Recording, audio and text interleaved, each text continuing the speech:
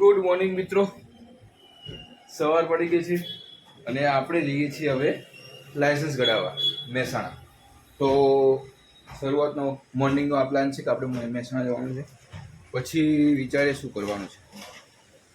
મહેસાણામાં જોઈશું કેવું કેવું છે, મહેસાણામાં શું શું છે. પછી આવીશું ઘરે પાછા.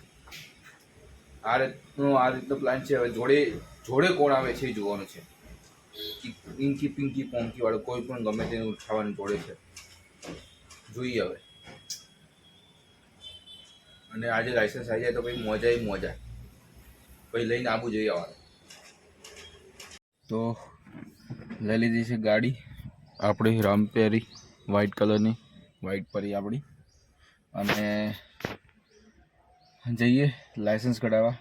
સૌથી પહેલાં આજે સૌથી પહેલાં એ કરવાનું છે, લાયસન્સ કઢાવવાનો છે.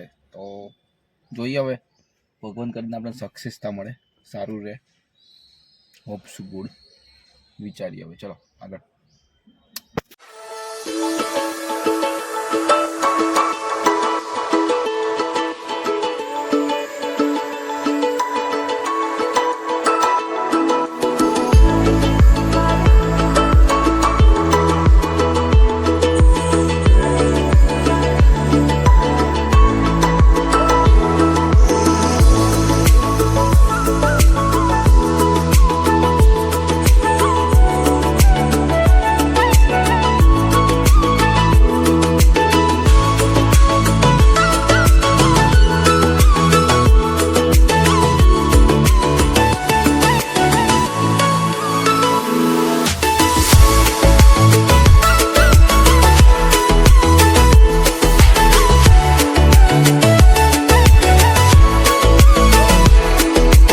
તો મિત્રો આપણે થઈ જઈએ છીએ ફેલ.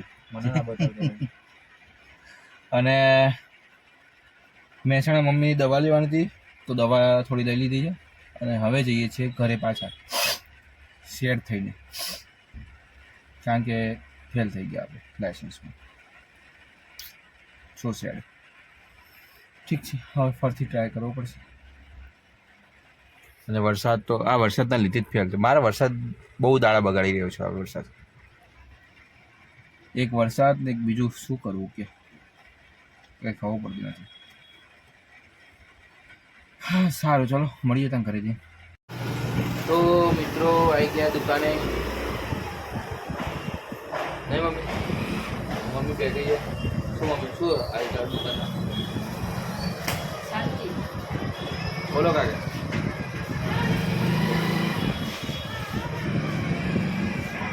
બસ આ છે. હવે દુકાન બેઠા છીએ. હમણાં જવાનું છે બહાર, મારે ને મમ્મીને આંટો મારવા.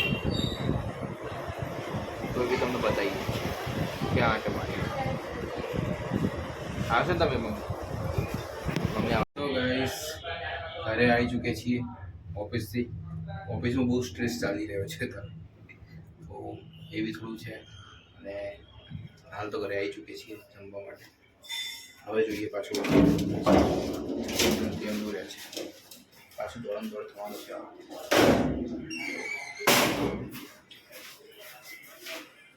ઘરે પબ્લિક આરામ કરી રહી છે.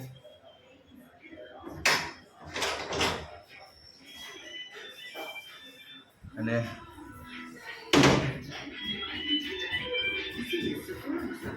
શું પપ્પા?